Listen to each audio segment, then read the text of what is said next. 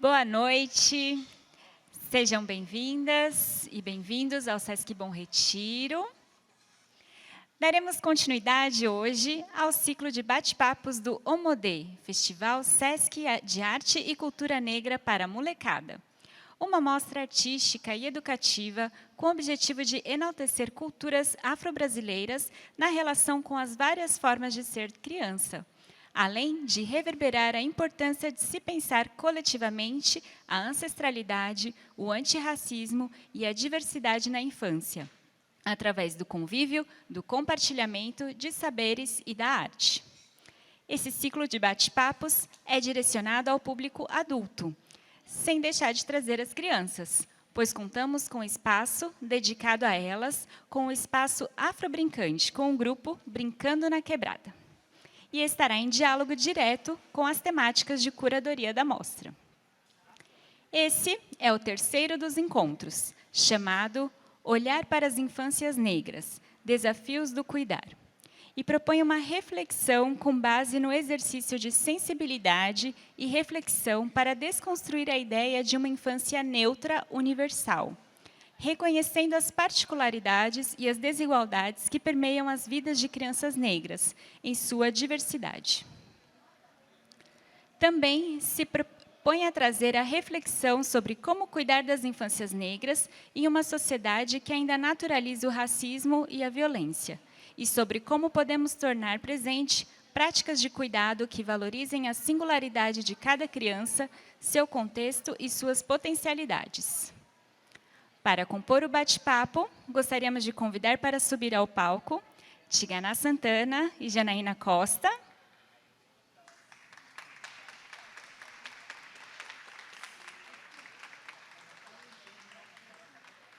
E para a mediação, Antônio Carvalho Costa, que é mestre. O Antônio é mestre em História e educador de atividades infanto-juvenis no Sesc 24 de Maio. Bom, passo a palavra, então, para o nosso mediador, Antônio, com você. Obrigado, Dé. Boa noite. Vocês estão bem? Muito frio hoje, né?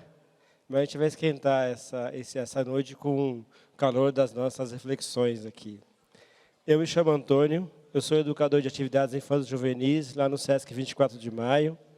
Eu sou um homem negro, eu tenho um cabelo cacheado, estou hoje com uma blusa florida, calça preta e uso óculos e 2 brincos. Isso para quem talvez não me veja aqui. Quero agradecer a presença das intérpretes de Libra, Carolina e Amanda, e convidar vocês a participar das reflexões que a gente vai propor aqui. A gente aqui hoje tem o prazer de reunir Tigana Santana e Janaína Costa para conversar sobre um tema que é muito especial para nós, educadores, mas para a sociedade como um todo também. Olhar para as infâncias negras, desafios do cuidado. Mas antes de a gente entrar, eu quero apresentar então, os convidados aqui. Quero que vocês conheçam a Janaína Costa, que é mestra em História quilombola, ativista e produtora do podcast Quartos de Empregada, também produtora de conteúdo pelo Instagram, Ela é Só Babá.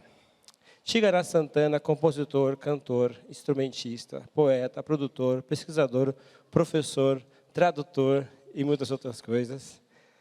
Ambos, ela e ele, trazem conhecimentos e experiências que são muito enriquecedoras para nós hoje, com base nesse tema, e a partir das suas áreas. Janaína traz questões relacionadas às questões sociais e raciais de gênero, enquanto Tigana vai trazer também aspectos, além desses aspectos poéticos de toda essa reflexão.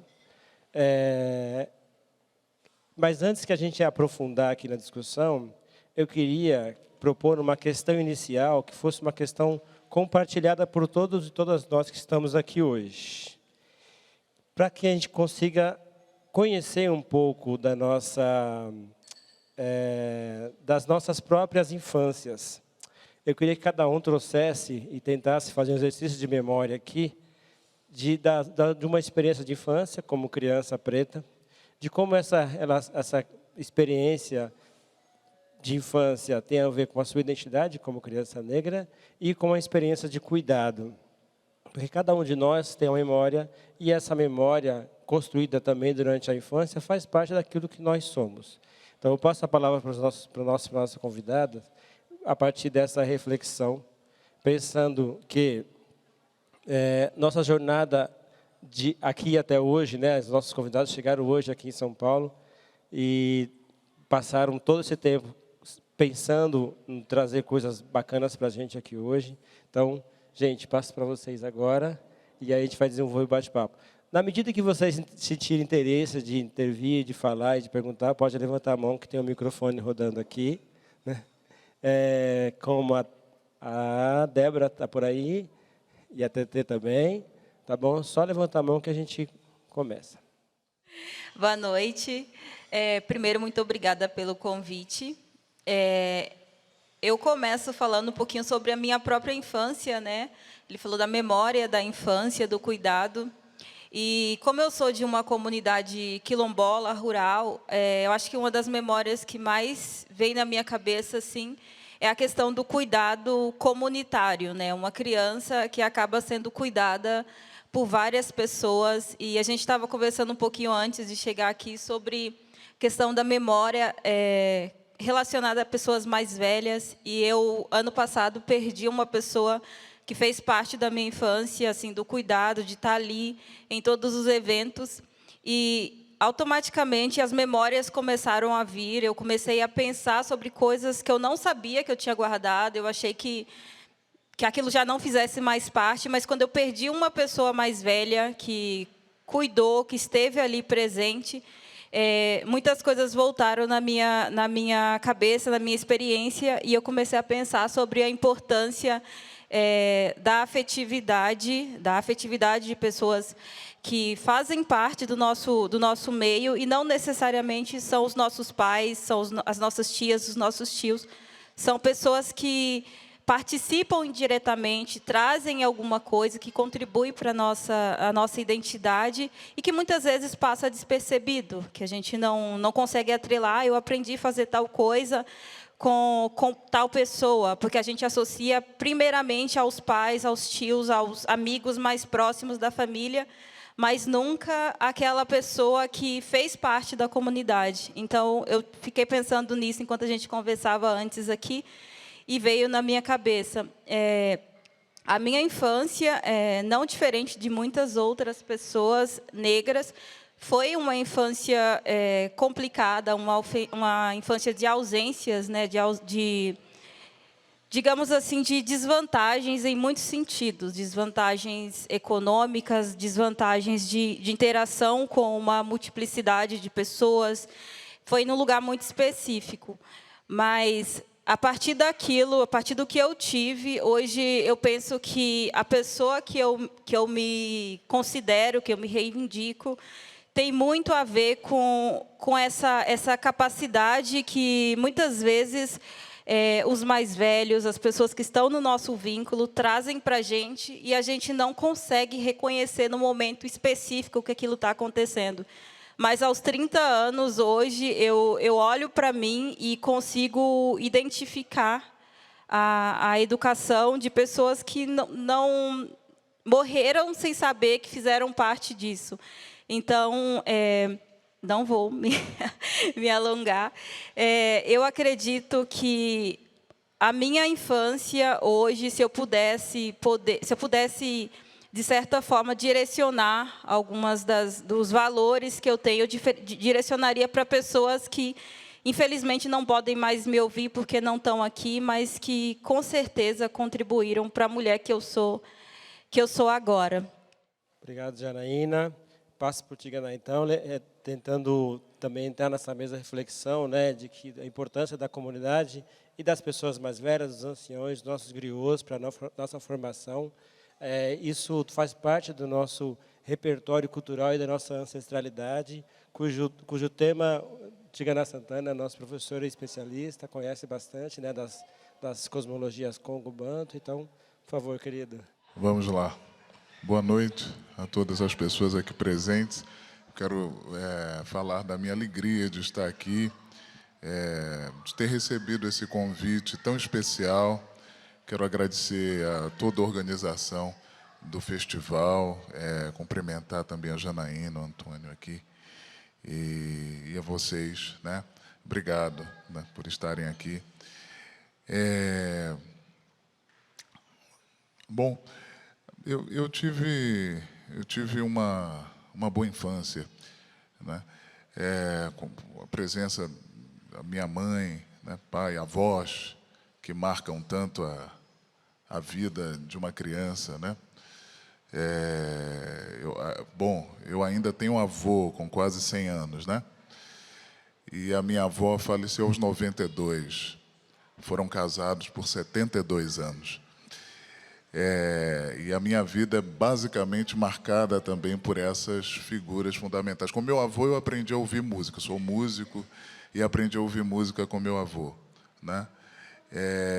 E com minha avó, o carinho, todas as histórias, todas com ela, então uma ligação muito, muito forte, né? Vivi um período com eles. Então, esse cuidado estava ali assinalado e permanece, né? De fato. Também fui essa criança que frequentava um espaço chamado Centro de Estudos Afro-Orientais, que é uma instituição ligada à Universidade Federal da Bahia. Quando minha mãe ia fazer um curso de cultura e língua Congo, e não tinha com quem me deixar, meu pai também trabalhando, etc., e me levava, né?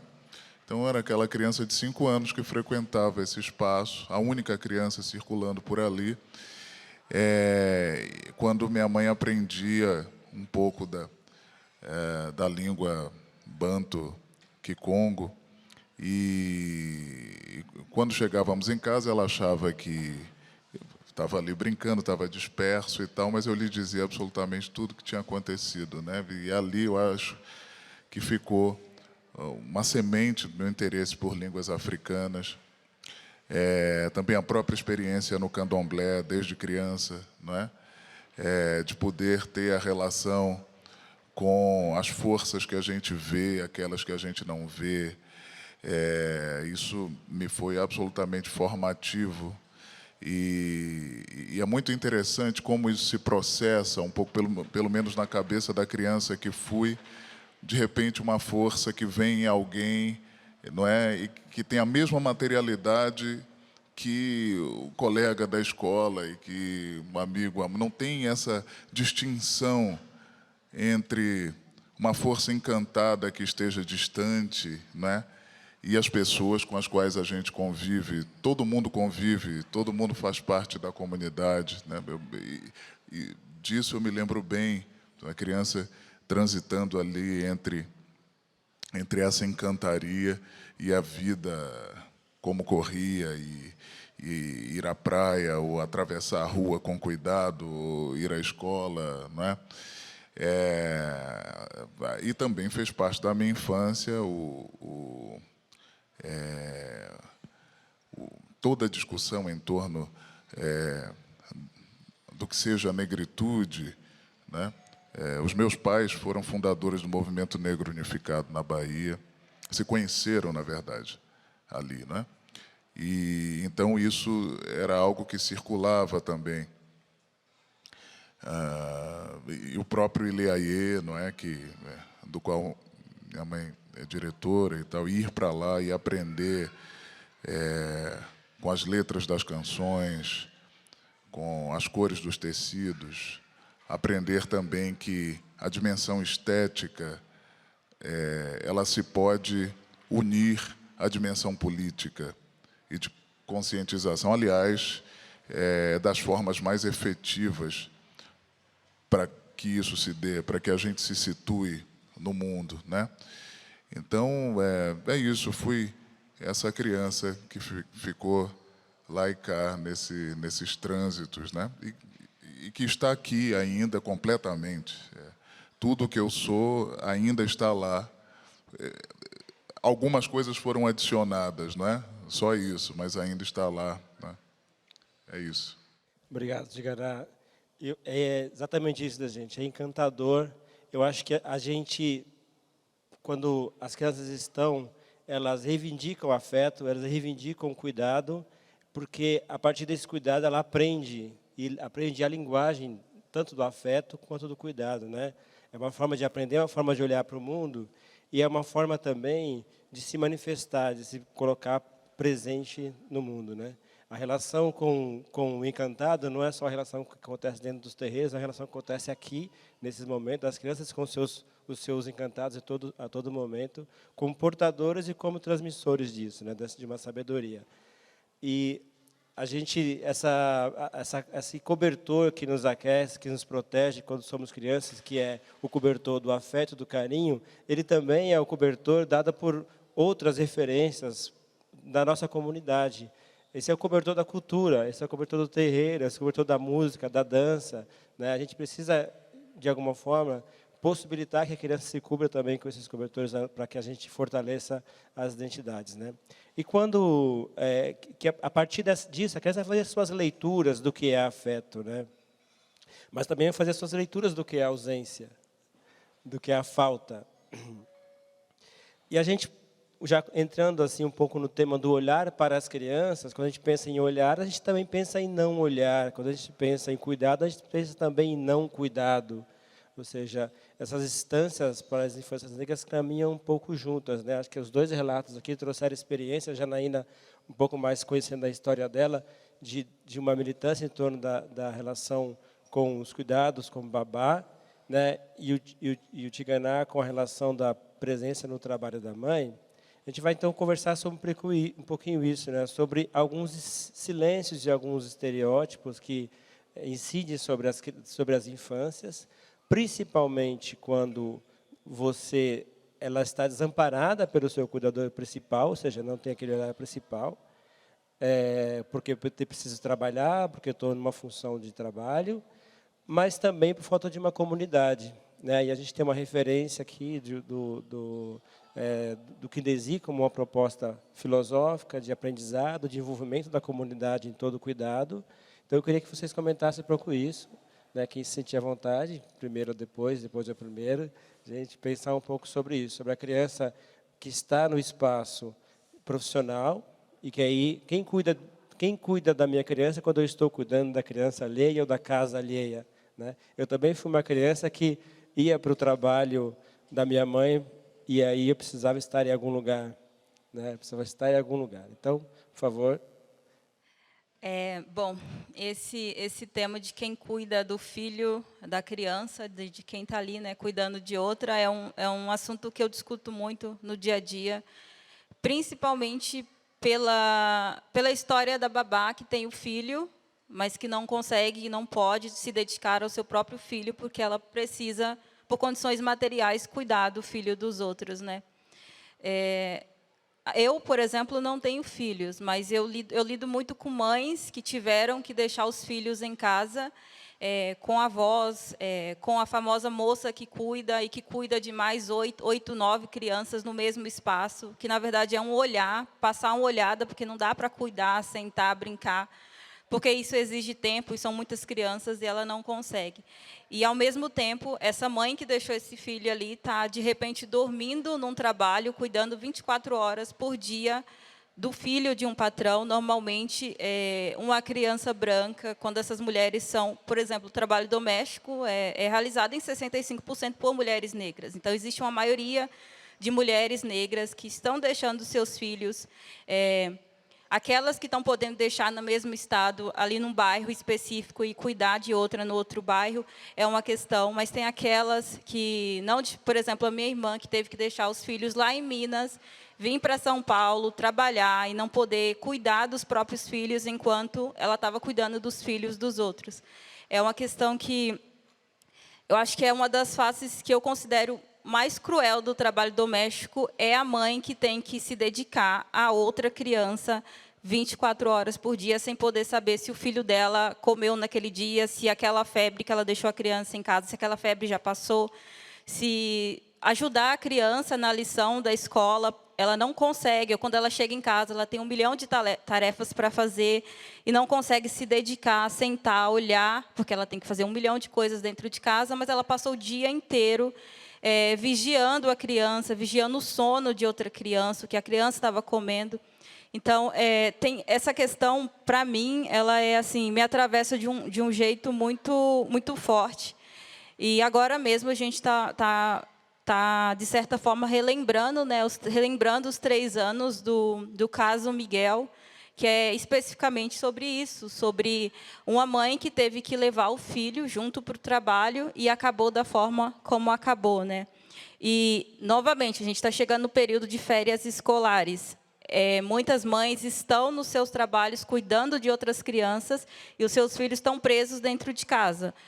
O mais velho, que às vezes tem 12, 11, 9 anos, tem que cuidar do menor enquanto a mãe está trabalhando. Ou ela está levando esse filho para o trabalho e está ali exposto a todos os tipos de violências, tanto violência no sentido de ou começar a realizar aquelas tarefas com 7, 8 anos, porque está ali com a mãe, não tem o olhar, a mãe não pode dar aquele mesmo olhar que ela está dando para a criança, que ela é remunerada para cuidar, então aquela criança que está ali ao lado, de repente já começa a fazer uma tarefa doméstica ali para ajudar a mãe, e quando se vê, aquela criança também já está encaminhada para o trabalho doméstico.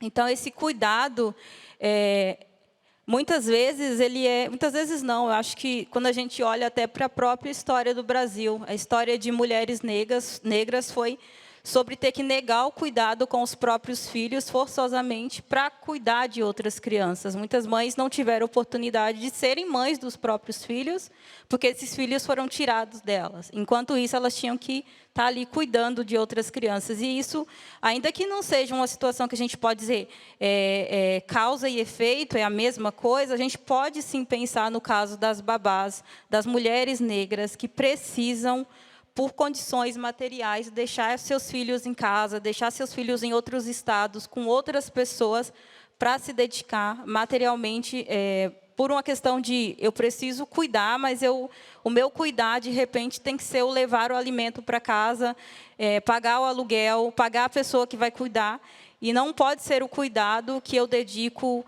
24 horas por dia àquela criança, lá no parquinho, de sentar, de olhar o machucado, de dar o beijinho e fazer isso e aquilo, porque eu preciso estar aqui, meu filho está lá com uma outra pessoa que, talvez, se for uma mãe, se for uma avó, uma tia, pode estar dando esse afeto, mas esse afeto não é substituído de nenhuma forma. Dia desses eu li algo, eu não lembro de quem era a autoria, mas que falava que a infância da gente é um terreno que a gente pisa todo dia. E essas ausências, elas não ficam no passado. Eu acho que todo mundo, independente da idade, tem algo da infância que pode ser uma memória muito feliz, que ela visita todo dia, ou não, ou com frequência. Mas também existe aquela memória da ausência, que todos os dias a gente pisa ali. E a gente fala, não faz diferença, eu já esqueci, não é importante, mas quando a gente volta para dentro da gente mesmo, a gente sabe que faz falta. Então, é um terreno que todo dia você tem que pisar, mas você não consegue avançar. Você fica rodando ali, porque a ausência, para mim, acho que na minha infância, mas na infância de todo mundo, que carrega aquele buraquinho ali que nunca pode ser preenchido de nenhuma forma, porque a gente não consegue voltar e ocupar esse espaço.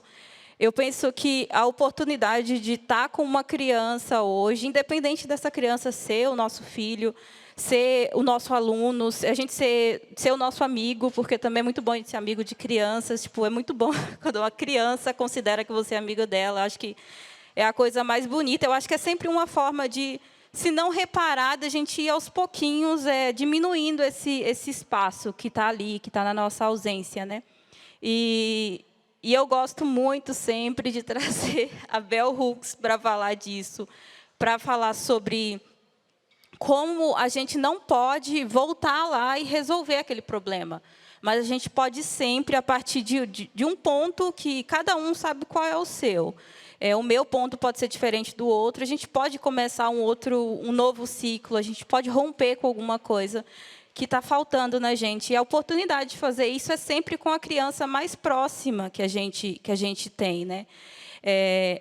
Eu acho que é aquela questão de não é porque eu não tive que a criança próxima de mim não merece ter.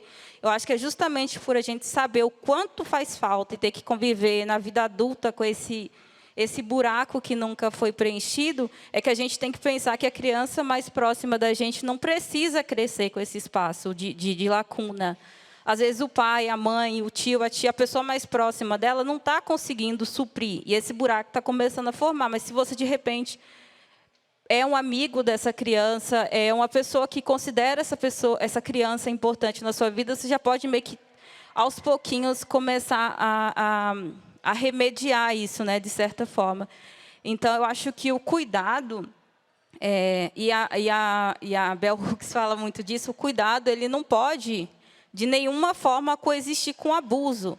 Então, assim, por mais que uma criança cresça e não tenha uma memória afetiva com o pai, com a tia, com alguém próximo ali, que a gente lembra com certo afeto. Eu não tenho, por exemplo, memórias afetivas com meu pai, mas eu tenho com essa pessoa que o ano passado faleceu e eu consigo lembrar de algo e, naquele momento, ter tido esse pouquinho dela remediou de alguma forma, né? Então, acho que cuidado, ele é muito além do alimentar, do garantir que a criança permaneça viva. Às vezes, o cuidado é simplesmente você parar, baixar e olhar para a criança e falar o que está acontecendo, sabe? Eu acho que isso falta muito. E no cuidado que eu tive com crianças na função de babá, especificamente crianças brancas, classe média alta, ou, enfim, para além disso, essa ausência, ela nunca foi material. Essas crianças tinham absolutamente tudo que elas precisavam, assim, de certa forma, para crescer sãs, né, de certa forma. Mas não o cuidado, o sentar, o brincar, o olhar no olho. Eu nunca vi isso vindo dos pais dela. Então, esse buraco está começando a se formar. E, muitas vezes, é justamente a babá que está lá negando forçosamente o cuidado com o próprio filho, porque ela está ali. Às vezes, é ela que está preenchendo esse espaço. E o pai e a mãe não vão reconhecer, nunca vão dizer que a babá tem esse papel, porque a gente sabe que o trabalho doméstico no Brasil, essa função é totalmente precarizada, e a gente é tratado como pessoas de segunda, terceira, enfim, categoria. Mas a criança que está crescendo ali, que está tendo de certa forma, esse curativo colocando ali, que não vai curar nada, porque em algum momento vai explodir, ela está tendo um pouquinho de afeto, e esse afeto está vindo justamente da pessoa que está tendo que negar esse cuidado com o próprio filho. Por mais que não possa suprir o cuidado dos próprios pais, é importante, é um curativo necessário. Então, imaginar que o filho dessa mulher, que tem grandes chances de ser uma criança negra em um outro espaço, é muito importante pensar que tem alguém que também está conseguindo colocar esse curativo lá. E, muitas vezes, não tem, porque essa criança está presa dentro de casa, essa criança, às vezes, está indo para o caminho da escola e é morta pela polícia, como a gente vê em muitos casos, né? Então, o cuidado ainda precisa ser politizado, porque, muitas vezes, o cuidado é para um tipo de criança específica. Algumas crianças são vistas com mais inocência do que as outras. Algumas crianças, com 10 anos, já sabem o que está fazendo. E, ao mesmo tempo, outras crianças com 10 anos, não, elas têm essa permissão de serem crianças por muito mais tempo. Eu tive que deixar de ser criança antes do previsto. Com 11 anos, eu já estava cuidando de todo mundo, mas como que com 11 anos você já está cuidando de outras pessoas? Muitas crianças, muitas mulheres negras que estão no trabalho doméstico entraram com 7 anos, com 6 anos foram submetidas a isso. Então, como que esse cuidado é visto? Como que uma menina de 7 anos está sendo babá de uma criança branca de classe média, ou enfim, quem tem o direito a uma infância digna? Quem tem o direito de ser criança por muito mais tempo, sabe? Acho que é isso, viu? Essa pergunta fica batendo na cabeça, né? Quem tem direito de ter infância, né? E aí eu até jogo um pouco para a plateia, assim, para perguntar, pedir que levante a mão, quem aqui, quando criança, cuidou de outra criança? né? A gente pode olhar e pensar assim, poxa, mas eu não morri porque cuidei. Mas o objetivo não era esse, o objetivo era viver também, né? O objetivo era ser criança, né? Cuidar e ser cuidado também, né? É lógico que isso tem a ver com a história que a Janaína trouxe aqui também. E eu queria ler um trecho aqui de um livro da Sobofu Somé, Espírito da Intimidade, que é uma pensadora de Burkina Faso. A comunidade é o espírito, a luz guia. É onde as pessoas se reúnem para realizar um objetivo específico, para ajudar uns aos outros a realizar seu propósito e para cuidar uma das outras. E eu queria pedir para o professor Tiganá comentar e trazer um pouco das referências do Kindesi para a gente. Por favor, professor. Vamos lá. Essa questão que a Janaína trouxe também é das grandes feridas do Brasil, é a história do Brasil, são as marcas da escravidão que estruturam esse país, efetivamente, é disso que se trata, né? E talvez em contraponto a isso, e talvez seja por essa razão que eu esteja aqui, como um leitor, na verdade, de um pensador que eu venho estudando há alguns anos, o Kindesi, que é o livro a que você se referiu, que é um livro curtinho, não foi o livro sobre o qual eu trabalhei, mas, como leitor desse autor, também foi um dos livros que li. E talvez a ideia seja compartilhar um pouco com vocês o que tem ali sobre essa obra escrita pelo Dr. Bonsek Fukiau, em parceria com a psicóloga Uamba, né? Sobre o que eles chamam de arte africana de cuidar de crianças, não é? Kindesi. E, sobretudo, a partir de referências Banto-Congo. E, só para situar aqui todo mundo, não sei a relação que cada um tem com essas referências, então, desculpem se eu for um pouco... se eu me alongar um pouco mais nisso, né? Mas para que todo mundo possa entrar na mesma roda.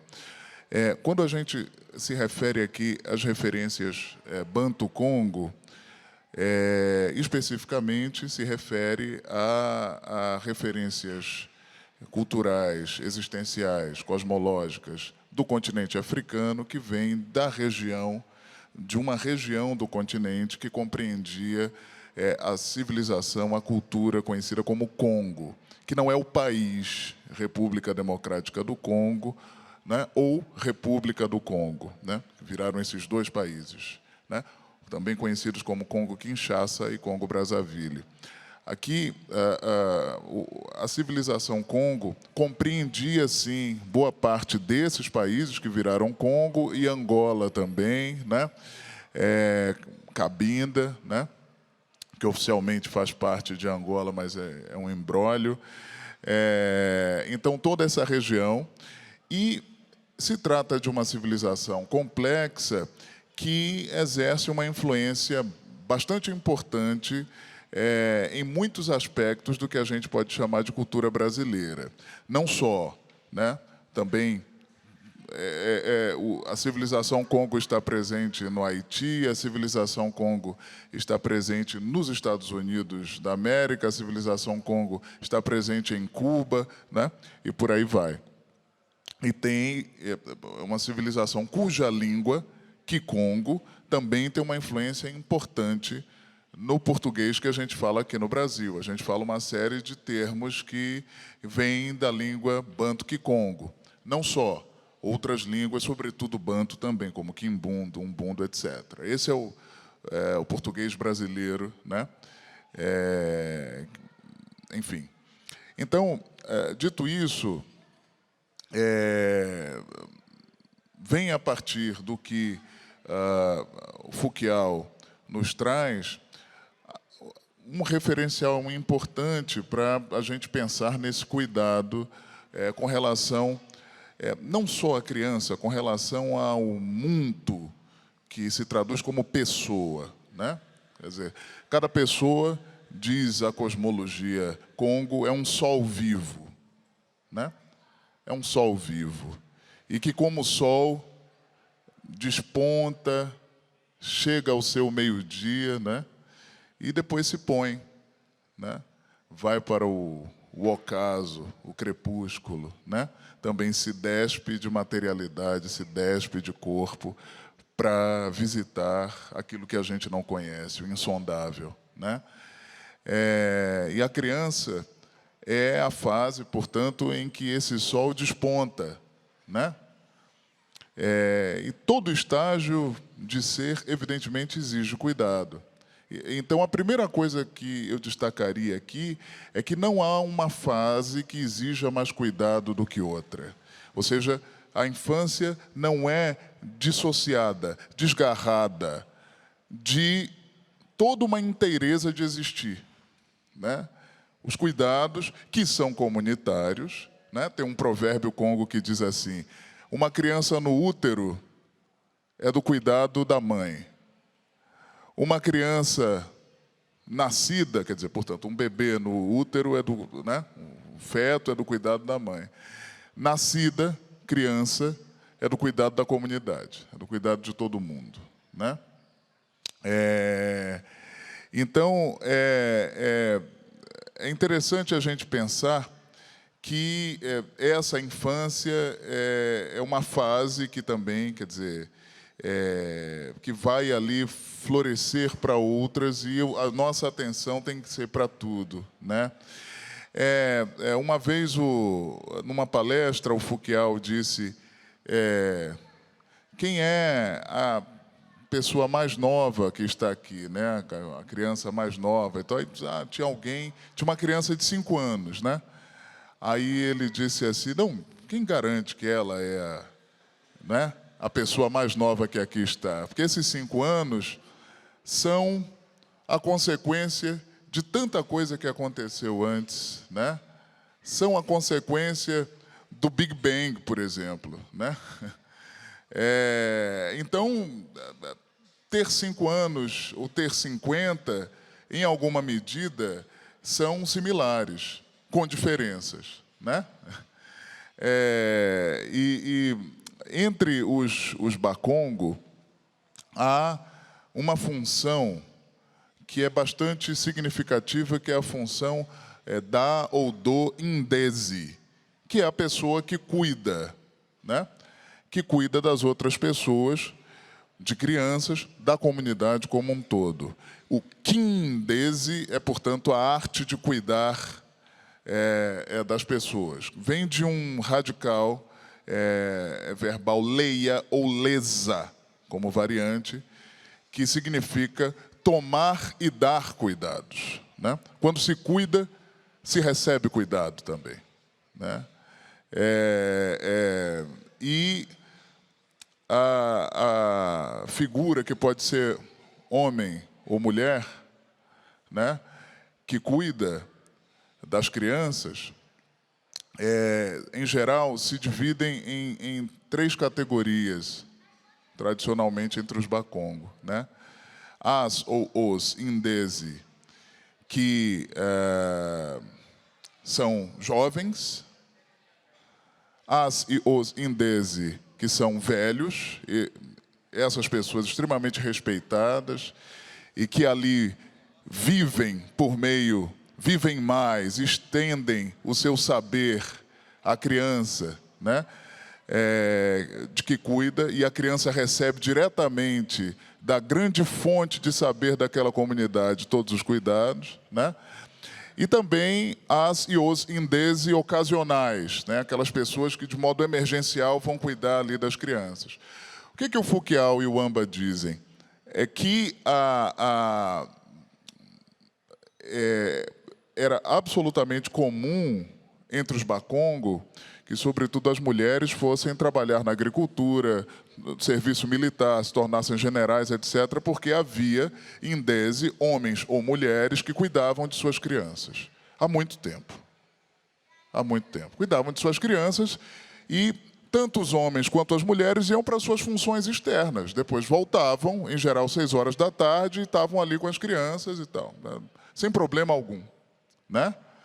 E, portanto, a discussão aqui, vocês percebem que é muito diferente daquela, né, euro-ocidental que se coloca, inclusive no que diz respeito ao lugar de uma mulher, né, que se relaciona com as crianças e etc., né?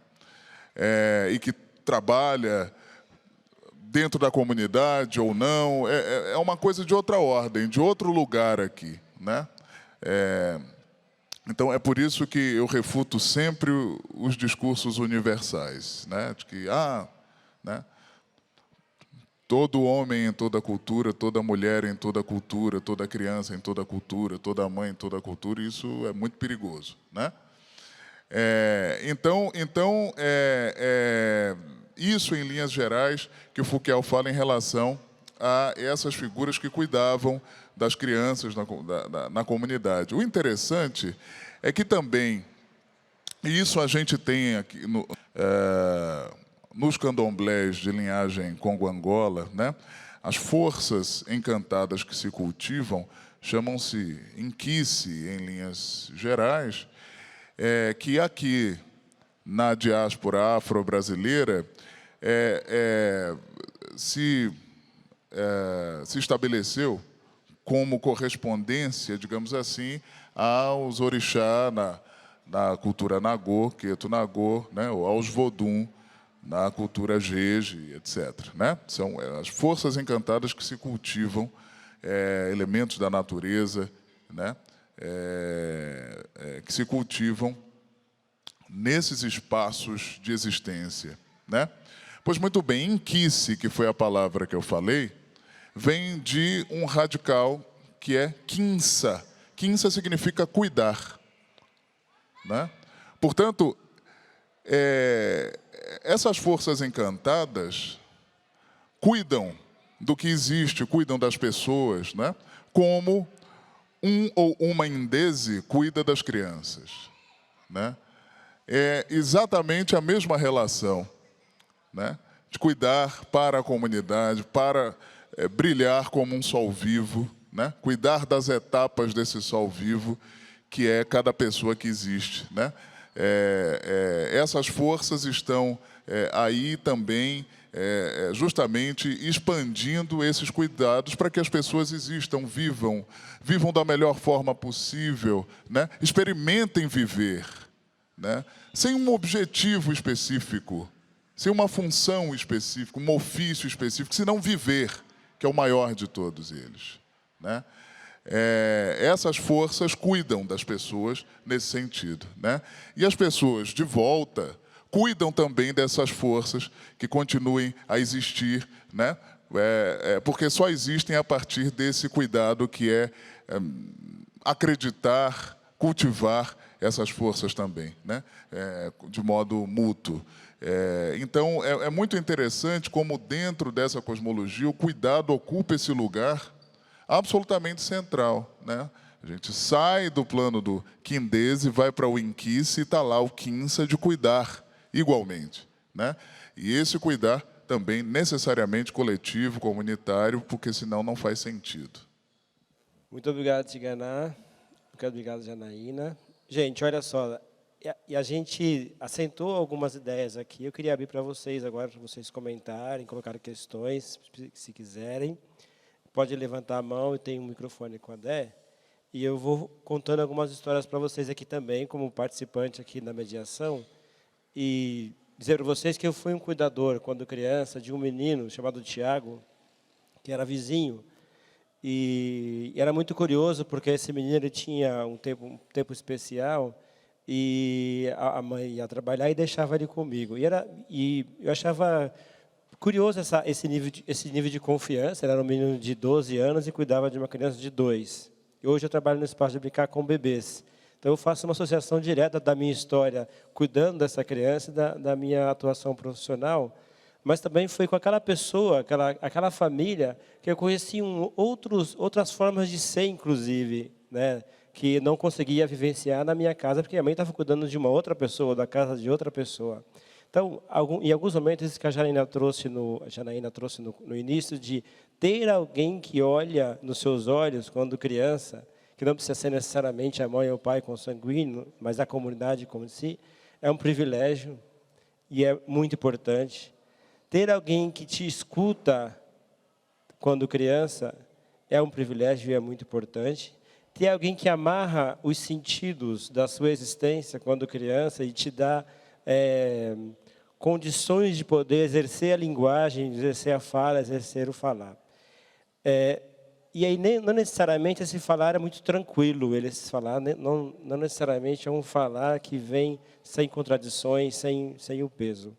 É importante lembrar que, quando a gente fala, a gente pronuncia uma língua que, em alguns momentos, nos afastou, né, de todos esses referenciais que estão dentro dos nossos centros de espiritualidade, das nossas matrizes, mas que nos levam para o espaço colonizador.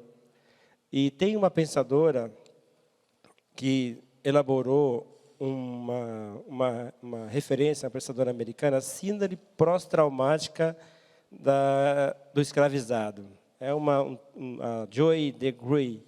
Ela dizia o seguinte, que é algo comum que eu vivi na minha infância, eu queria que vocês pensassem nisso também, que é a condição da criança que xinga outra criança, que agride a outra criança em tons racistas, em tons, muitas vezes, uma agressão que parte do próprio grupo, algumas vezes agressão que parte do próprio grupo, e aí ela ficava muito incomodada com isso, e ela foi pesquisar e olhar para isso aqui.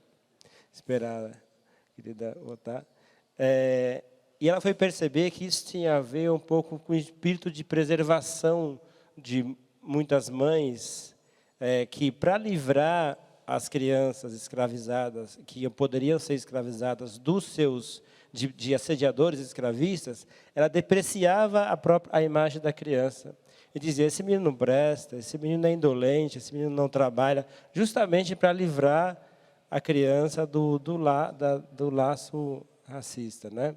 E aí a gente começa a olhar um pouco, né, quem vai fazer esse exercício comigo, de muitas vezes a severidade excessiva de nossos cuidadores diretos, né, que precisavam ser ali, através da fala, conseguir dar conta de uma rotina de cuidado que não existia no dia a dia, porque ela estava cumprindo outra função. Então, jogo para vocês aí as reflexões que vocês queiram fazer, tá bom? E se vocês quiserem também colocar alguma coisa agora, a gente não acabou ainda não, tá, gente? Eu estou pedindo para vocês se colocarem também. Você falou disso, eu fiquei pensando também sobre algo que eu li na Bell Hooks também, que é sobre o sentido, na questão do falar mesmo, né, do silenciamento. Acho que grande parte de nós, não sei se todos, mas a gente vem de uma criação em que falar, você pode ser repreendido porque você falou, independente do que seja. Na minha própria casa, era assim, os mais velhos falam, e independente de estarem com a razão do que estão falando, você, criança, não pode entrar, você não pode intervir, você não pode falar nada e tem que ficar quieto. Então, existem assim muitos momentos em que você é silenciado e, na vida adulta, exigem que você fale. As pessoas estão conversando, às vezes você quer fazer uma contribuição ali, enquanto criança, e você não pode, tipo, fica quieto porque é conversa de adulto, tá bom. Tem outros momentos que a criança quer tomar uma decisão que não vai mudar a ordem de tudo. Ela quer simplesmente escolher qual camiseta ela vai pôr, se ela vai pôr amarela ou verde. A criança não pode escolher. Então, não, fica quieto. Então, não pode falar. De novo, não pode falar. Sempre sendo silenciada. Ela não pode decidir o básico, que é se ela pode escolher a camiseta que ela vai usar naquele dia. E aí, quando chega na vida adulta, e a gente vem com esse processo, fica quieto, criança não fala, criança não tem que escolher, criança tem que escolher. E aí, quando chega na vida adulta, querem que você tome as decisões corretas, querem que você tome as melhores decisões, que você sempre esteja coerente, enfim, com aquilo que as pessoas esperam de você, né? Mas, enquanto você estava ali naquele processo do básico, né, do básico, você não podia escolher, você não podia falar, porque tinha alguém dizendo que você não podia. E aí, quando você começa a tomar as decisões que entendem que não são legais, não são bacanas, falar, você não sabe tomar as decisões, você nunca sabe o que quer, você não fala o que você sente. Eu acho que essa é uma das coisas mais complicadas, assim, que a criança sente, ela tem a indignação dela, ela pensa o contrário, ela não quer fazer aquilo, e às vezes ela tem um argumento para aquilo, mas a gente não está disposto a ouvir. No cuidado de crianças, isso para mim ficou muito claro, de, às vezes, falar, vamos tomar banho agora, e a criança fala que não quer ir, você fala, não, você tem que ir. E aí já aconteceu, por exemplo, da criança falar, não, eu não quero ir, e, tipo assim, eu ir lá e desligar a televisão, não ouvir o que ela queria. E de outras vezes aconteceu, da primeira vez que aconteceu, eu falei, vamos tomar banho, e a criança, não, eu não vou. Aí ela explicou por que ela não queria tomar banho. Ela não ia tomar banho, porque se ela fosse tomar banho, quando ela voltasse, aquele desenho já teria acabado. Então, isso é um argumento da criança. Eu vou daqui a 10 minutos, deixa só eu terminar de ver esse desenho. E muitas vezes a gente não quer ouvir o que a criança tem a dizer. Ela tem um ponto e ela sempre tem um ponto. Por mais que a gente entenda que não faz sentido, ela sempre tem um ponto. Então, eu acho que, muitas vezes, a gente quer escutar, a gente não quer escutar a criança, a gente não quer que ela apresente o argumento, porque a gente não quer ser desmontado. E, muitas vezes, a gente está errado, a gente não tem razão. E o argumento delas atravessa de um jeito que você não tem o que falar depois. Fala, não, tá bom, assiste o seu desenho e depois a gente vai. Ah, eu não quero colocar tal camiseta. E você, não, você vai colocar essa camiseta. E a criança, de repente, fala, não, eu não quero pôr essa, porque da última vez que eu pus, tinha uma etiqueta que incomoda. E ela sempre fala, a etiqueta incomoda, e não sei o quê. Aí você fala, tá, se a gente cortar a etiqueta, você põe a blusa? Ela, sim. Mas a gente não escuta se a criança, o porquê que ela não quer colocar aquela bendita camiseta. E, às vezes, é a etiqueta que fica incomodando, que você tirar, que vai funcionar, né? Então, e isso vem sempre carregado de muita violência, né? Às vezes é a violência física, de estou batendo para te educar. Eu nunca entendi essa lógica, mas ela é muito presente na minha família, enfim, das nossas famílias, né? De estou batendo porque se eu não educar, eu educo. E às vezes você apanha em casa e apanha na rua do mesmo jeito. Então seria bom não ter apanhado no primeiro momento, porque a gente, enquanto pessoas negras, a gente vai apanhar na rua. Então, por que eu vou apanhar 2 vezes, né? E outra coisa é essa questão do cuidado dentro das nossas casas, com as pessoas que são responsáveis por cuidar da gente enquanto criança, porque o afeto, a Bell Hooks fala disso, porque a gente não vai acreditar no amor na vida adulta se o lugar que todo mundo promete que a gente vai conhecer isso, a gente não conhece. Os seus pais, as pessoas que cuidam de você, elas te amam e não sei o quê. E aí você olha dentro da sua própria casa e todo dia você não está vendo aquilo de jeito nenhum. Tipo, aquelas pessoas garantem que você não morra. Você vai comer, você vai ter uma roupa. Mas e o afeto, o abaixar e olhar no olho? Não tem. Então, como você vai crescer e vai acreditar que você é uma pessoa digna de amor, digna de afeto, se no lugar que diziam para você que com certeza ia ter isso, você não teve? Então, muito dessa questão do afeto entra como a conquista mesmo, assim, de pensar que nada é dado. A gente tem uma coisa de achar que, naturalmente, os nossos pais têm que nos amar, que a gente tem que amar os nossos pais.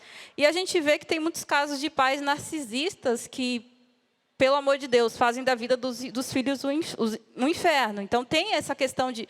O amor não é uma coisa dada, né? Às vezes a gente tem que conquistar. Às vezes você acha que porque a criança está ali, ela tem que naturalmente gostar de você.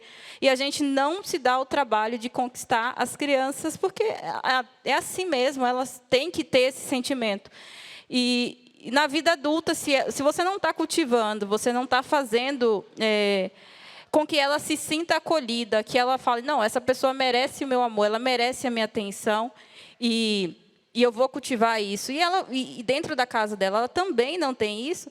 Então, que noção essas crianças vão ter de cuidado? Elas vão achar que cuidado, de novo, entra naquilo de poder coexistir com abuso.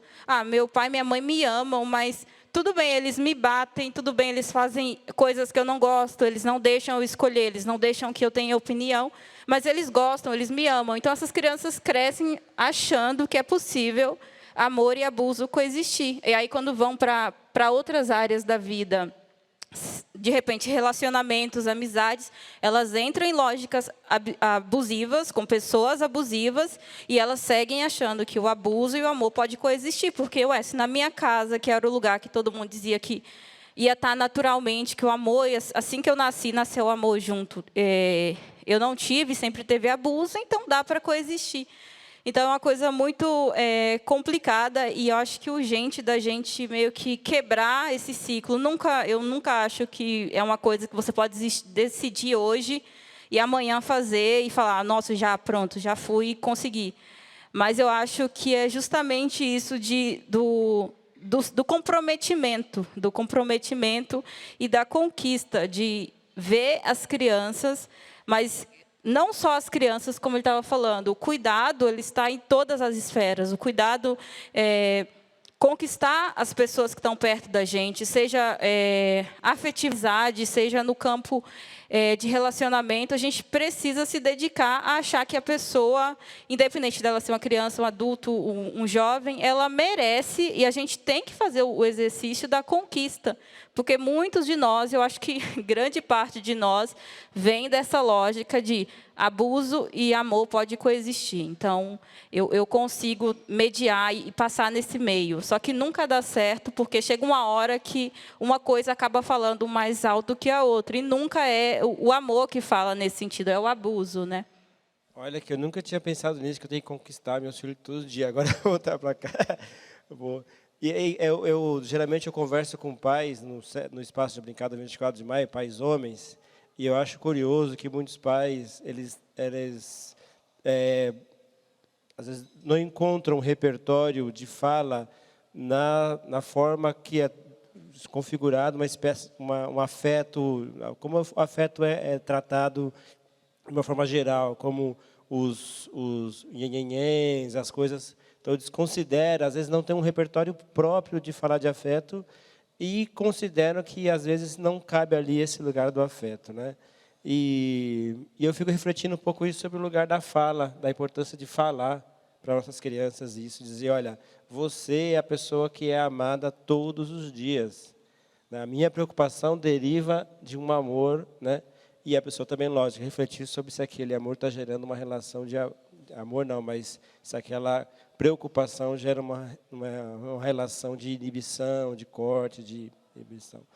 Mas pensar um pouco nesse lugar do poder da fala, né, Tigana? Então, de poder mencionar e das características, das várias faces que o afeto tem, que ele pode, eu não preciso abrir mão da minha cultura, da forma que eu sou, da forma de eu falar direta. Eu sou filho de uma mulher maranhense que foi extremamente severa, que fazia carinho comigo, na minha cabeça com as unhas. Então era muito curioso, eu achava isso, mas hoje eu sinto muita saudade disso, que era a forma que ela me dava afeto, não era um castigo, era um afeto de fato. Mas também que achava estranho esse excesso de dengo que ela via em muitas mães e muitos pais, né? E que tentava achar uma tradução para a linguagem dela do que era o afeto. Assim. E aí, já falando com o meu professor tradutor, também pensar essa coisa da linguagem, da fala, das várias formas de afeto. Por favor, Tigas. Não sei o que eu posso falar sobre isso.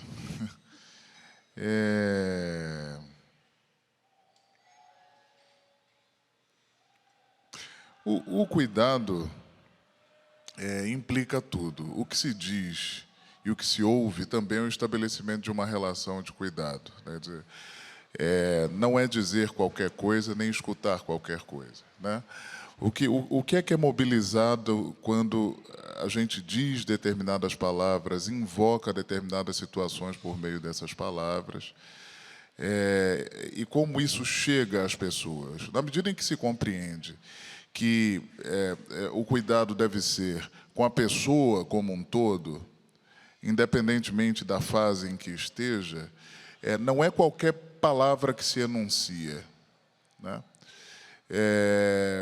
Porque é isso, a palavra, se a gente toma referenciais tanto cosmológicos negro-africanos quanto, aí eu estenderia para também cosmologias indígenas, muitas delas, não é uma coisa qualquer, não é um artifício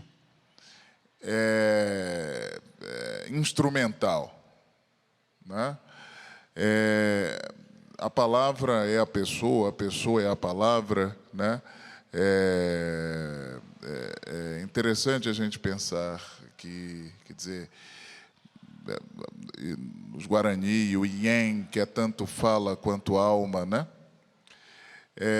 E também a gente pensar nessa palavra que é fruto de ondas e radiações que atravessam as pessoas sempre. E eu gosto sempre de lembrar de uma referência dos Dogon, que, enfim, um povo muito antigo, bastante importante para os estudos de astronomia e etc., na região do Mali, que diz que a palavra, né, vem das vísceras. Eu acho bonito isso, né?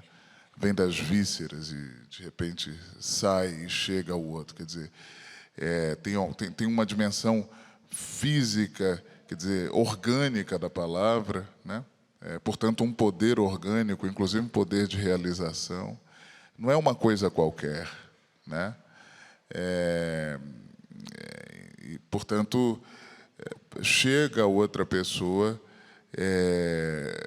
também não como uma coisa qualquer. E para, enfim, encerrar talvez um pouco essa reflexão, eu gosto sempre de me lembrar de um provérbio ambundo que diz que a gente sempre se curou pela língua do outro.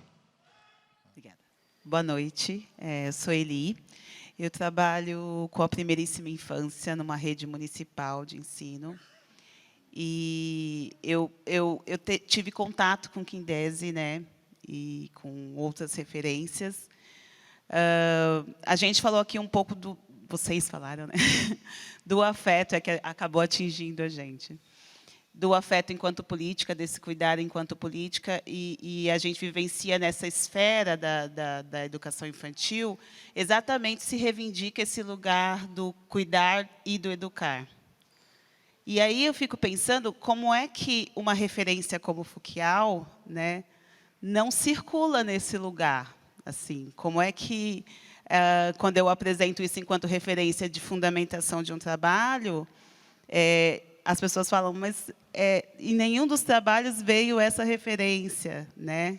Então, assim, como que a gente, apesar de 20 anos, né, da Lei 10.639, a gente ainda não tem essas referências circulando entre nós, educadoras, que estamos lidando com essas infâncias negras, essas que, da ausência, vão parar na creche, né, da ausência de quem está cuidando de outra criança, vão até a creche. Como é que a gente não tem contato? A gente, digo, numa questão de todas as educadoras, né, que trabalham com essa infância, apesar de 20 anos da lei, né? E aí, pensando, não sei, de pensar junto, se isso realmente faz sentido, se vale a gente tentar legitimar essa presença dessas cosmologias dentro desses espaços e, sei lá, pensar um pouco como seria isso, né? Como é que a gente reivindica esse espaço para essas cosmologias também na nossa educação infantil, para trabalhar com os nossos bebês, que são essas crianças que vêm dessas ausências de cuidado também. Obrigada. Tene, pois é. Muito obrigado por sua colocação, que eu acho que já traz uma resposta, né? Faz absolutamente parte da história do Brasil que esses saberes não circulem, né? Do racismo, da colonialidade, né? E de tudo aquilo que, infelizmente, foi bem sucedido no Brasil, né? Mas é isso, eu acho que a gente tem que chegar mesmo e colocar esses saberes para circular de todo modo, né? Há uma tradução, que deve ter uns 6 anos, do livro Quindese, que é um livro muito curtinho, de menos de 30 páginas, e com uma linguagem bastante acessível. E tem uma tradução desse livro que circula na internet. E eu acho que é isso, pegar isso e colocar para rodar entre as pessoas, né? Por enquanto, porque vejam quanto tempo a gente esperou pela 10.639, depois 11.645, né? Quanto tempo a gente esperou pelas ações afirmativas, quer dizer, a única política efetiva que a gente teve no Brasil voltada para a população negra, né? Efetivamente foi essa, né? E há quanto tempo se luta por isso, quer dizer, então a institucionalidade tem os seus compromissos, e não é com as populações negras, não é com as populações quilombolas, não é com as populações indígenas, não é. Isso está escancarado. É assim, isso é materializado, é positivado, né? Então, por isso que eu acredito muito nas forças orgânicas, nas organizações orgânicas diversas e que têm um lugar importante nisso. E a gente não pode entregar todas as nossas pessoas para as instituições políticas. A gente perde, quer dizer, do outro lado, para pessoas que podem efetivar alguma coisa a partir de um lugar, a meu juízo, muito mais legítimo, entendeu? A gente não pode, e todo mundo, de repente, ser cooptado, essa é a minha leitura, né? Pelas instâncias políticas, de algum modo, o esvaziamento de ações como essas, de chegar ali e fazer circularem os textos, né? Os discursos, as estéticas, né? Então, bom, se eu falei do Eliaê, se ele fosse institucionalizado politicamente ali, não teria o efeito que teve, a importância que teve. Reunindo estética e política, isso chegando na ponta na periferia, desde 74, né? E com efeitos importantes, como o de as mulheres negras assumirem seus cabelos, né? Os cabelos crespos, trançarem os cabelos, etc.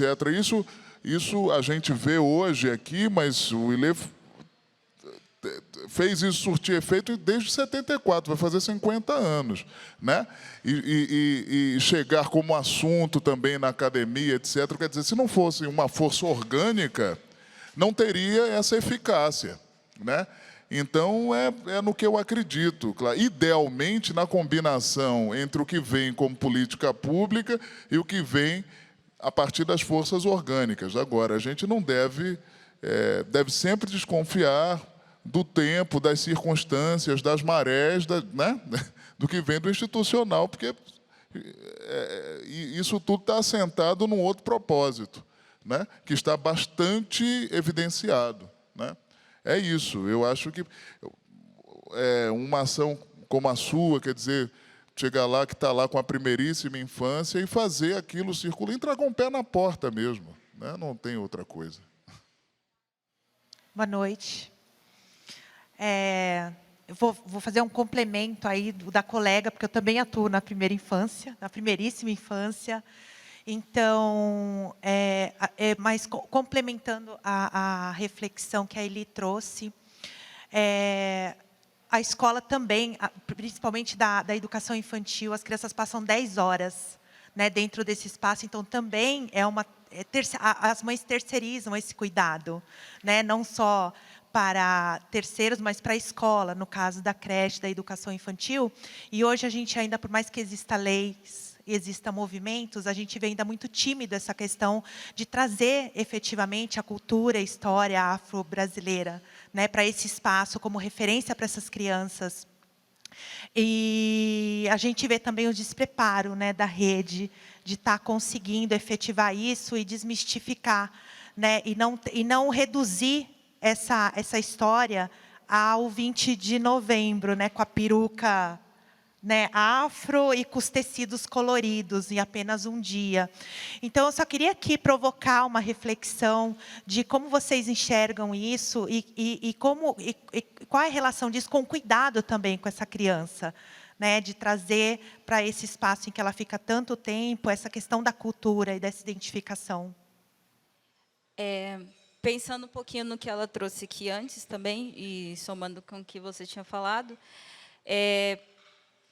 por exemplo, eu sempre trago a minha própria história como um ponto de partida de pensar ensino de história da África nas escolas. Eu sou de uma comunidade quilombola e eu nunca ouvi falar sobre isso na escola. E eu saí do ensino médio em 2011, 2010. E eu nunca ouvi falar. Recentemente, né, teve o Dia dos Povos Indígenas. E, em algumas escolas, eles estavam buscando penas para fazer o Dia do Índio, mesmo depois de tantos anos, né? Então, o despreparo que você falou, isso é visível, assim, despreparo da rede, dos professores, mas, ao mesmo tempo, que nem as horas de uma criança dentro da escola, muitas pessoas entendem que os professores têm que fazer uma outra função, além do ensinar, do educar, dentro do que ela está preparada, do que eles estão preparados para fazer, né? Então, a escola tem que cumprir muitos papéis ali e joga na mão dos professores aquela ideia de o futuro depende da educação, só que da educação dentro das escolas, não da educação fora. Quer dizer, da educação conciliada, né? Então, sobre o que ele trouxe antes, eu penso que o despreparo é uma junção de fatores que faz com que a gente esteja nesse lugar. E eu acredito muito que o antirracismo no Brasil ele tem um limite. Dar com o pé na porta e entrar é uma coisa que não estão preparados, né? A gente está meio que permitido a ir até certo ponto. Quando chega naquela porta, a gente não pode mais passar. Tem o ensino, tem a lei, tem tudo aquilo, mas, na prática, quando um professor vai fazer, quando tem aquela ação no dia da escola, é tanta coisa de, não pode isso, não pode aquilo, e acaba que não acontece. Então, a gente está permitido a ir até certo ponto. A gente vai até ali, mas daqui vocês não passam. E, às vezes, tem que ser o pé na porta. Eu acredito muito nisso de manter os espaços orgânicos que a gente tem, os espaços de discussão. Eu acho que a gente também não pode conferir na escola todo esse papel. Muitas vezes, as crianças, no geral, elas aprendem em qualquer espaço que elas estiverem. Então, os coletivos, os lugares, enfim, pensados para uma educação antirracista, onde essas crianças possam estar, quando elas chegarem na escola, se elas estão aprendendo sobre algo, e a gente está falando, isso você devia estar aprendendo na escola, e ela chega na escola e não tem, vai chegar um momento que ela vai falar, mas como assim não tem? Eu acho que essa discussão não vai vir por elas mesmas, porque se você não sabe que existe, você não vai reivindicar nada. Eu não sabia o que era uma comunidade quilombola, morando numa comunidade quilombola. Como é que eu ia chegar na escola e ia falar, vocês não vão dar aula sobre isso? Eu não sabia o que era. Então, muitas vezes, a construção disso, reforçar a identidade da criança, acontece em espaços fora da escola. Porque a gente sabe também que a escola é um espaço de exclusão. Muitas vezes, o embate, a primeira vez que você vai ter contato direto com o racismo é na escola, para muitas crianças. Porque ali você é o diferente, né? Você olha, as crianças te olham diferente e ali você se reconhece como uma pessoa que não é tão aceitável, né? Então, acho que a escola cumpre uma função, mas eu acho que nós, enquanto pessoas negras, manter esse espaço orgânico que o Tigana trouxe antes, das nossas discussões, de levar as crianças para os eventos, mostrar, falar, isso aqui é seu e você pode reivindicar isso, e o lugar que você pode reivindicar agora, você não vai estar numa manifestação, num ato em que a polícia vai ser violenta e vai jogar bomba e coisa e tal, mas você tem um espaço onde você tem direito de buscar por isso, que é dentro da escola. Se a sua professora, o seu professor, você pergunta e eles desconversam, insistem em perguntar. E, em algum momento, traz para casa e pergunta por que eles não estão fazendo isso nas escolas, sabe? Eu acho muito complicado porque a gente fala tanto da autoestima das crianças negras, a gente fala assim, dentro dos movimentos, dentro dos nossos espaços, e aí, muitas vezes, a criança vai para a escola e chega em casa destruída. Aí você pensa, nossa, o trabalho que eu estou fazendo em casa não está funcionando. Por quê? Porque o trabalho que você faz em casa, que a comunidade faz, ele precisa ser reforçado naquele espaço que é de direito das crianças, que é a própria escola, né? Então, se não está sendo feito ali, como é que essas crianças vão reivindicar? E até mesmo o próprio acesso à história. A gente tem um trabalho dentro de casa, nos nossos espaços, com as nossas crianças, mas, por condições do dia a dia, a gente não tem como estar naquela dedicação exclusiva, você faz uma parte. Então, a gente precisa contar com outro espaço que também coloque ali um tijolinho na construção. E se esse outro espaço está vindo derrubando o muro inteiro, você vai sentir que você está sempre tentando e não está indo, e não está indo. Então, eu acho que, não sei se meio que complementa, mas essa ausência da escola, para mim, é tudo muito projeto político, na verdade. Porque existe a lei, então, para que existe a lei se na hora do vamos ver a gente não pode fazer? Ah, vocês podem isso, vocês podem aquilo. Existe a política de cotas, mas existe a fraude. E existem pessoas que se beneficiam daquilo a vida inteira e nunca são punidas. Então, como que está sendo tratadas as nossas questões? Recentemente teve aquele caso de duas blogueiras, não sei se a gente pode chamar assim, que saíram na rua e entregaram bananas e macacos para crianças negras. Gravaram e colocaram na internet. Uma das meninas, ela não sabia o que significava aquilo. Ela pegou um macaco e ficou toda feliz com o boneco, assim, com o brinquedo. Ela não sabia o que aquelas duas queriam passar, qual era a mensagem. E ela ficou feliz com o brinquedo. E teve uma outra criança que ficou indignada, assim, como você está me dando isso? Ainda pergunta se ela gostou daquele presente. E aí a resposta que tem é, isso vai para processo e coisa e tal, e aí a primeira medida, elas têm que ficar 6 meses sem usar as redes sociais delas. Então, tipo, essa é a punição que uma pessoa recebe quando ela violenta uma criança negra dessa forma. Então, a gente está sendo condicionado a pensar que é isso, não é tão relevante assim. Racismo no Brasil é crime? É, mas aí uma pessoa paga uma indenização tal e nem paga. No caso da Mirtes, por exemplo, a mulher que é responsável pela morte do Miguel, ela está solta e está cursando medicina, e a Mirtes está até hoje lutando para que faça justiça pela morte do filho dela. Então, qual é a mensagem que o judiciário está passando para a gente? Qual é a mensagem que a sociedade está passando para a gente?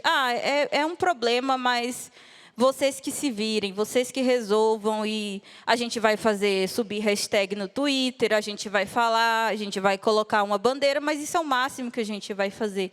E entra nisso que o Tigana falou antes. A gente tem um limite, a gente não precisa, a gente não pode confiar que toda a reparação histórica, de certa forma, vai ser feita a partir desses parâmetros. Não vai ser a escola que vai construir a autoestima dos nossos filhos, vai auxiliar na construção dessa autoestima. Não são esses espaços que vão... não é porque abriram uma vaga específica para pessoas negras que isso significa que está tudo bem, é ok, é legal. A representatividade, eu gosto de falar bem disso, é importante, mas a gente não pode achar que colocar pessoas negras em propagandas de bancos, propagandas de produtos específicos, isso significa o fim do racismo, assim. Isso é algo importante? É algo importante, mas a gente não pode acreditar que isso é um fim. Isso é um meio, isso é um começo das coisas, mas a gente não pode acreditar que o mesmo Estado que legitimou, que violentou e que violenta pessoas negras historicamente, é um Estado que vai dar, de certa forma, a resposta para a gente na questão do antirracismo e da reparação. A gente tem que cobrar, a gente tem que ir para cima, o pé na porta, mas a gente também tem que saber que a gente ainda é tolerado, a gente é tolerado nessa sociedade. Ninguém aqui pode se convencer de que todas as pessoas, em todos os cantos, estão construindo, estão lutando para uma construção de uma sociedade justa, igualitária. Existem pessoas comprometidas, isso a gente sabe, mas isso é muito pouco. E pensar, por exemplo, a questão da lei de ensino de África nas escolas e pensar como é na prática, ver a teoria e a prática, são duas questões bem diferentes. É muito bonito a gente exibir dados dizendo isso está sendo feito, nossa, aquilo... mas como que está sendo na prática? Isso está chegando para as pessoas? Como as pessoas entendem isso? Muitas vezes não está chegando, não está chegando. Vai chegar 20 de novembro e vai ter gente que vai falar, nossa, meu Deus do céu, a gente tem que fazer uma coisa na escola porque é o dia da consciência negra. E aí morreu.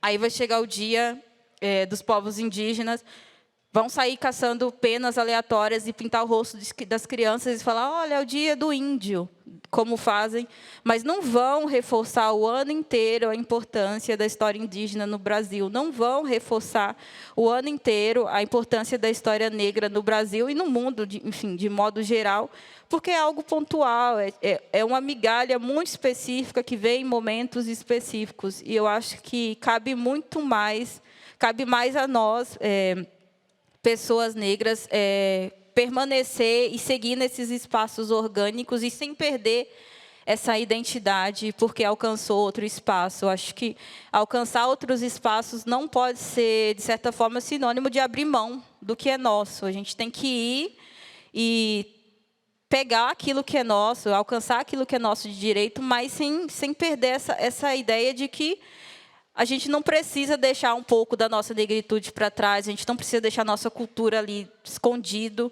para poder alcançar certos espaços. Mas muitos espaços só vão aceitar a gente se a gente deixar um pouquinho para trás. Obrigado, Janaína. A gente vai começar a caminhar para o encerramento. Eu queria só fazer um comentário muito breve sobre tudo isso em relação à educação das relações étnico-raciais nas escolas, que não é só a história, que é a história, todos os conhecimentos, que se a gente transferisse todos os saberes afrodiaspóricos e africanos para os currículos escolares, a gente teria assunto para o ano inteiro. E cansa também para os professores de humanas carregarem um pouco essa militância dentro das escolas. Por isso que é importante que as pessoas brancas se impliquem e as pessoas das outras áreas também se impliquem nessa demanda.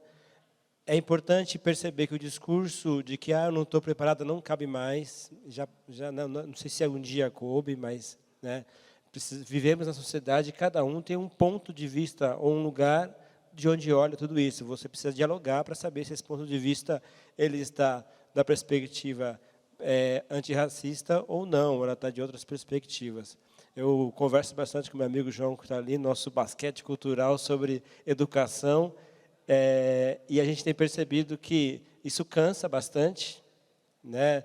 Carregar um pouco essa responsabilidade, e que a gente precisa se cuidar também, cuidar dessa criança que pisar nos quintais, né? E abrir espaço para que o orgânico, né, entre dentro da escola, entre nos espaços educativos, né, através do jongo, da capoeira, do maracatu, do ilê, todos os nossos cobertores também cubram as crianças que a gente atende também.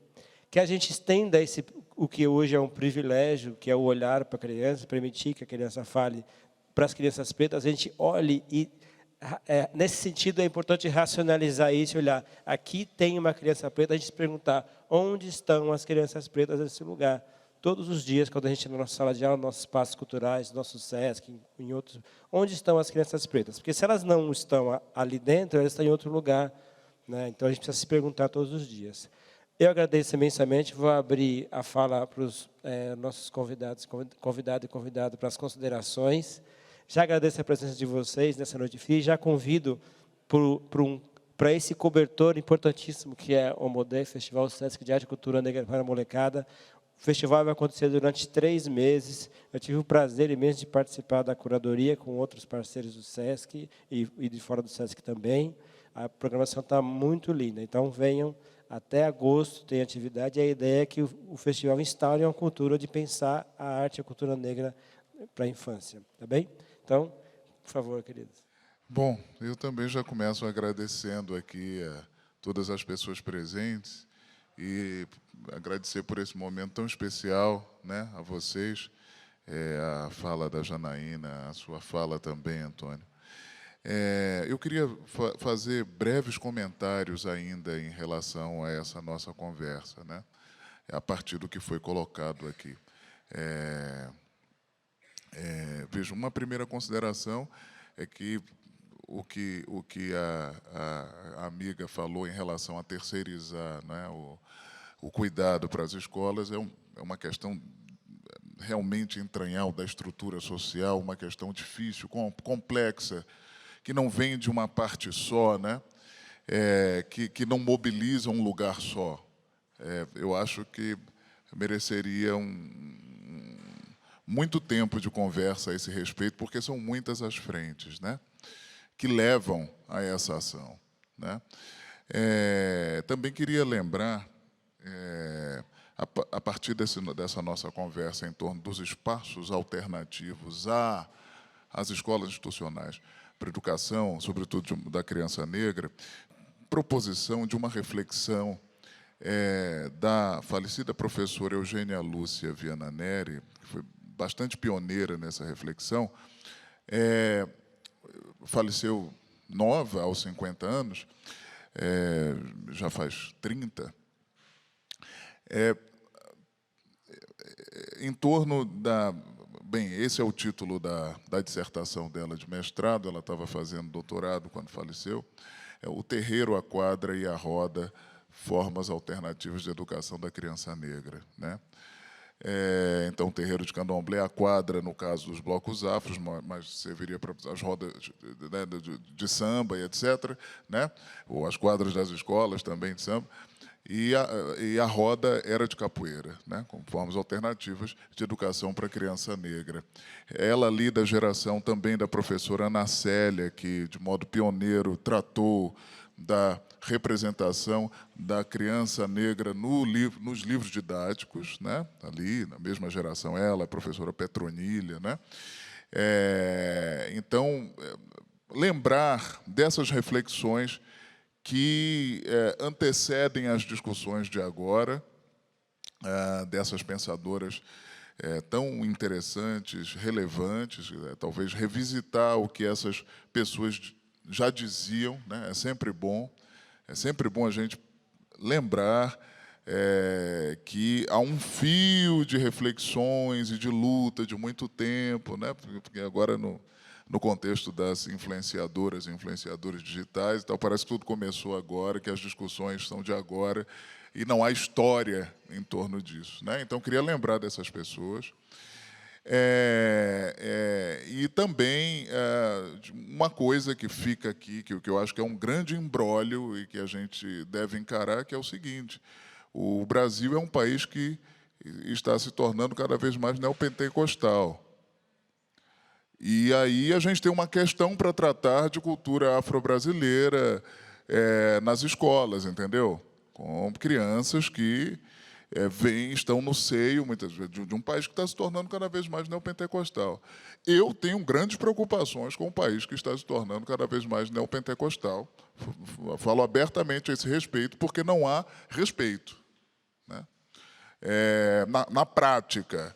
Quer dizer, e a gente está vendo isso acontecer em muitas pontas. Ora, figuras progressistas dentro do contexto neopentecostal não são regra, né? Entendem?